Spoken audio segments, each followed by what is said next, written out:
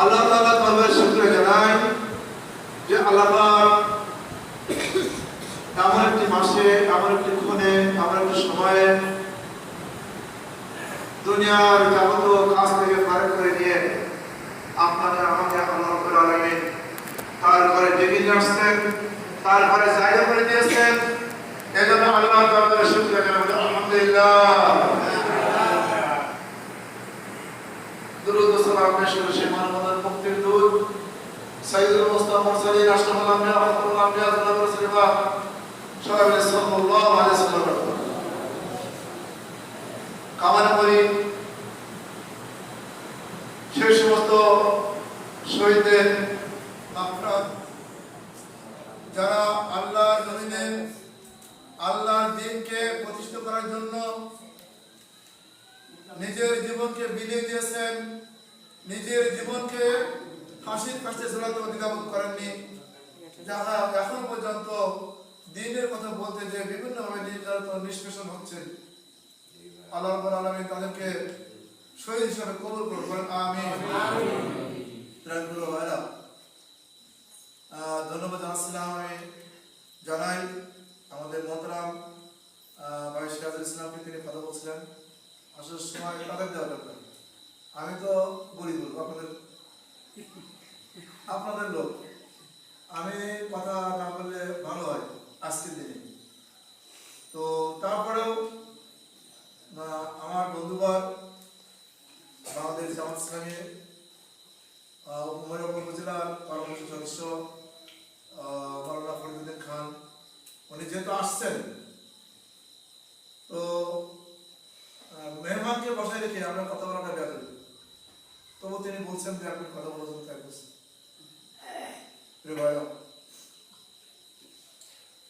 আমরা যারা কক্সবাজার গেছেন, ভাই কক্সবাজার গেছেন, হাত ধরে তো কেমন গেছেন, একজন দুইজন তিনজন, মাশাআল্লাহ। তাহলে সমুদ্রের রূপ কিছু দেখাইছে ভাই। যারা গেছেন কক্সবাজারে তারা সমুদ্রের কিছু দেখেছেন, কিছু একটা অংশ ওখানে অনুভব করেছেন আমরা যে সমুদ্র কতটুকু। আর এই সমুদ্র তার তুলনায় আমাদের দক্ষিণ পাশে এই মসজিদ দক্ষিণ খানা আছে না, এই খানা এখন সমুদ্রের তুলনায় খানা যদি বলা হয় যে সমুদ্র কত বড় ছিল, এই খানা থেকে 10 গুণ বড়। তাহলে একদম বেমালুম, মানে অজ্ঞতা ছাড়া কিছুই না। যারা সমুদ্র দেখেছেন, ঢেউ দেখেছেন, জানেন আল্লাহ রাসূলের জীবনী মহাসমুদ্র, শুধু সমুদ্র না, মহাসমুদ্র মহাসমুদ্র মহাসমুদ্র।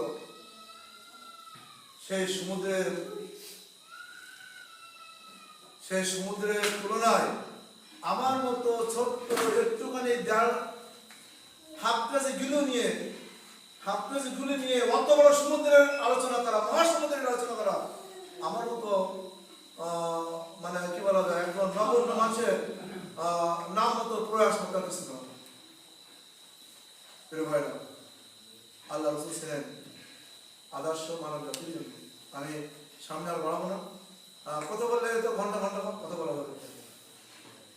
আমি আজকে মসজিদেও আমাদের জন্ম মসজিদের আলোচনা বলছিলাম আল্লাহ রাসূলের জন্ম আজ সিরাতুন নবী। আসলে ঈদে মিলাদুন নবী যে কথা বলা হয়েছে, আমি তথ্যপত্র ঘেটে যেটা বুঝেছি বা যেটা দেখলাম, আমরা সবাই জানি যে হুজুর পাক সাল্লাল্লাহু আলাইহি ওয়াসাল্লাম জন্মগ্রহণ করেছিলেন 570 খ্রিস্টাব্দে। এটা আপনারা জানেন? 570 খ্রিস্টাব্দের 12 রবিউল আউয়াল। এইটা তো মনে হয় ভাইরা, তথ্যপত্রে দেখা যাচ্ছে 570 খ্রিস্টাব্দের রবিউল আউয়ালের 12 তারিখ সোমবার ছিল না, অথচ হুজুর পাক সাল্লাল্লাহু আলাইহি ওয়াসাল্লাম সোমবারে জন্মগ্রহণ করেছেন। অতএব বিভিন্ন মনীষীদের, বিভিন্ন ইমামদের মতভেদ অনুযায়ী 8 থেকে নিয়ে 12 তারিখ পর্যন্ত 8, 9, 10, 11, 12 এই 5টা দিন, এই দিনের যে কোনো একটা দিন তিনি জন্মগ্রহণ করেছিলেন। প্রিয় ভাইরা, তো এই দিনে জন্মগ্রহণ করার আপনার মানে 571 খ্রিস্টাব্দে যদি ধরা হয়, তাহলে 571 সালে যে তথ্যপত্র অনুযায়ী 571 সালের 71 খ্রিস্টাব্দে 571 খ্রিস্টাব্দে 9 রবিউল আউয়াল ছিলেন সোমবার। তো আমাদের জন্ম নিয়ে অতটা মাথা ব্যথা করার দরকার নেই। একটা মানুষ জন্ম, আমি আজকে পরিচিত আলোচনা করতেছিলাম, জন্ম আসলে আমি কখন জন্ম করেছি, আপনি কখন জন্ম করেছেন, জন্মগ্রহণ করেছেন, আপনার কি কেউ জানেন? কেউ সঠিক তারিখটা বলতে পারবেন? ইদানিং আমাদের মতো কিছু কিছু শিক্ষিত ছেলেমেয়ে যারা হয়েছে, তাদের বাচ্চা কাচ্চা হলে জন্মদিনগুলো লিখে রাখে বা ইসে রাখে যে এত তারিখ, এত সময় 4টা অনুসারে যে জন্ম নিবন্ধন হয়েছে, জন্ম কার আছে। আল্লাহ রাসূলের যেমন তিনি, আমি আলোচনা করছিলাম আজকে আমার জুম্মার মসজিদে, যে উনি জন্মগ্রহণ করেছেন জাহেলিয়াতের যুগে। ওই সময় লেখাপড়া মানুষ খুব কম দেখতো, খুবই কম দেখতো। আর সেই সুবাদে ওনার সঠিক জন্ম বৃত্তান্তটা, সঠিক তারিখ নিয়ে ইমামদের ভিতরে বিভিন্ন রকম মতভেদ রয়েছে। কিন্তু মৃত্যু তারিখ 12 রবিউল আউয়াল, উনি মৃত্যুবরণ করেছিলেন রবিউল আউয়াল মাসে 12 তারিখ মৃত্যুবরণ করেছে, এটা সঠিক এবং নির্ভরযোগ্য, মানে একাধিক ইয়ে দিয়ে আপনার দলিল দিয়ে সাবিত হয়েছে। প্রিয় ভাইরা, যারা 12 রবিউল আউয়াল জন্ম উপলক্ষে, যারা 12 রবিউল আউয়াল উপলক্ষে, জন্ম উপলক্ষে যারা ঈদে মিলাদুন নবী পালন করেন, এটা বেদাত বেদাত বেদাত। কারণ উনি ওই তারিখে জন্মগ্রহণ করেন ইয়ে আছে, আপনার মতভেদ রয়েছে। আর কারো জন্মদিন পালন করাও যায় না। ইভেন যদি আমরা ধরে নিই যে 12 রবিউল আউয়াল উনি মৃত্যুবরণ, মানে সঠিক, মানে ধরে নিই না, সঠিক কথা হলো উনি 12 রবিউল আউয়াল মৃত্যুবরণ করেছিলেন। তো 12 রবিউল আউয়াল যদি মৃত্যুবরণ করেই থাকেন, আর সেই দিন আমরা পালন করছি ঈদে মিলাদুন নবী, সেই দিন কিন্তু আমরা খুশি। তাই নবীর মৃত্যুতে আমরা খুশি ভাই, বলেন না ভাই? নবীর মৃত্যুতে খুশি না দুঃখিত? প্রিয় ভাইরা, দেখেন আমাদের আজকে ইহুদি কালচারটা কোথায় নিয়ে গেছে, বেদাতিরা আমাদের কোথায় নিয়ে যাচ্ছে, আমাদের ভাবা দরকার, এটা বিবেচনা করা দরকার। আমরা ভাই সংক্ষিপ্তটা বিসমিল্লাহির রহমানির রহিম লিখি না? একবার আমরা বিসমিল্লাহির রহমানির রহিম লিখি, কি 786 সংখ্যা লিখি ভাই, মাস্টার ভাই লিখি কিনা? 786 বিসমিল্লাহির রহমানির রহিম লিখি। এর মানে হলো হরে কৃষ্ণ হরে রাম, এটা হিন্দুদের উৎপত্তি। হরে কৃষ্ণ হরে রাম 786 মানে হরে কৃষ্ণ হরে রাম।